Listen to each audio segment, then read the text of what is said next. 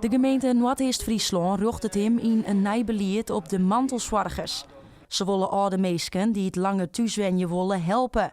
En dat doen ze onder oren terug de aannemende pre-mantelzorgwenten. Pre-mantelzorg houdt in op het moment dat tussen nu en een aantal jaren things dat zorg haar kiest of haar maast. Nou ja, dan kiest al vast een aanvraag doen en dat zou helpen dat mensen die de zorg thuis dicht bij haar matten, dan al daar efficiënt werken.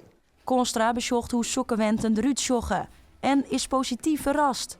Ja, heel mooi en ook heel, in ieder geval heel professioneel. En als het just van wat je produceert wordt, ja, dat is gewoon really houses. Nou, waar je al rekening mee houdt, is de toekomst dat je makkelijk naar de sanitaire voorziening gaat. Dus lege dorpels, net te heeg, die maximaal 7 millimeter.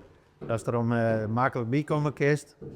Draaicirkels, tagong, door de dwarren, daar zit die eerst codewarren in, zodat zo weinig mogelijk ruimtelijk beslag heeft. Dus met draaidwarren en dergelijke. Dus ja, en verder is het gewoon compact. Het is net heel groot. Maar alle functies die binnen er wel in. Het concept is in de gemeente nog in de oriënterende fase, maar de plannen liggen er. In sommige situaties bij boerderijen en dergelijke, dan zoals dat de oude generatie die komt dan op een boerderijterrein. De ouders, of een van de ouders die dan nog goed is in de mantelzorgverlening.